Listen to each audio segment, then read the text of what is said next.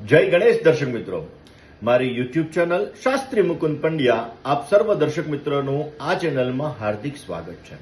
દર્શક મિત્રો, ગઈકાલે આપણે વાત કરી હતી કે ધનતેરસના દિવસે કયા મુહૂર્તની અંદર તમારે પૂજા કરવી જોઈએ।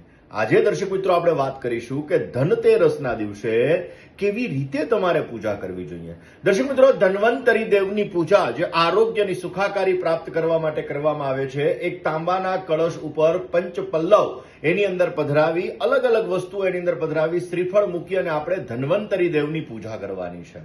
અને એની સાથે સાથે માં લક્ષ્મીજીની પણ પૂજા કરવાની છે। અને માં લક્ષ્મીજીની પૂજા કરવા માટે મેરુ પૃષ્ઠ શ્રી યંત્ર ઉત્તમ ગણાય છે। મેરુ પૃષ્ઠ શ્રી યંત્ર એની જો વિશેષ માત્રામાં પૂજા કરવામાં આવે, પંચામૃત દ્વારા સ્નાન કરાવવામાં આવે, શુદ્ધ જલ ગંગાજલ વગેરેથી સ્નાન કરાવવામાં આવે, અલગ અલગ વસ્તુઓ ચંદન, બિલ, ગલાલ વગેરે વસ્તુઓ અર્પણ કરવાની છે। એવી રીતે જે મહાલક્ષ્મી યંત્ર છે, શ્રી યંત્ર છે, એની વિશેષ માત્રામાં પૂજા કરી અને શ્રી સુક્તમનો આપણે પાઠ કરવાનો છે। સાથે સાથે કનકધારા સ્તોત્રનો પાઠ કરવાનો। હિરણ્ય વર્ણામ હરિણીમ સુવર્ણ રજતસ્ત્રજામ ચંદ્રામ હિરણમયમ લક્ષ્મીમ જાત વેદોમાં આવહ શ્રી સુક્તમ કનકધારા સ્તોત્રનો પાઠ કર્યા પછી કમળ કાકડીની માળાથી માં લક્ષ્મીજીનો મંત્ર છે, ઓમ શ્રીમ રીમ શ્રીમ કમલે કમલાલયે પ્રસીદ પ્રસીદ શ્રીમ રીમ શ્રીમ ઓમ મહાલક્ષ્મીએ નમઃ। આ મંત્રનો જો વિશેષ માત્રામાં જપ કરવામાં આવે તો તમને સારો લાભ મળી શકે।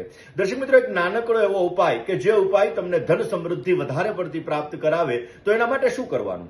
ધનતેરસના દિવસે તમારે એક લાલ કલરનું કપડું લેવાનું, હળદરના 5 ગાંઠિયા લેવાના, કમળ કાકડી 5 લેવાની, સોપારી તમારે 5 લેવાની, અને જ્યારે તમે આ શ્રી યંત્રની પૂજા કરી લો તો એની અંદર ₹1 મૂકી અને આ બધી વસ્તુને એક પોટલી બાંધી અને એ પોટલી તમારે તિજોરીની અંદર મૂકી દેવાની। મેરુ પૃષ્ઠ શ્રી યંત્રની જે તમે પૂજા કરી છે અને દર પૂર્ણિમાના દિવસે વિશેષ પૂજા કરવાથી તમને સારો લાભ મળી શકે। માં લક્ષ્મી સદાયને માટે તમારું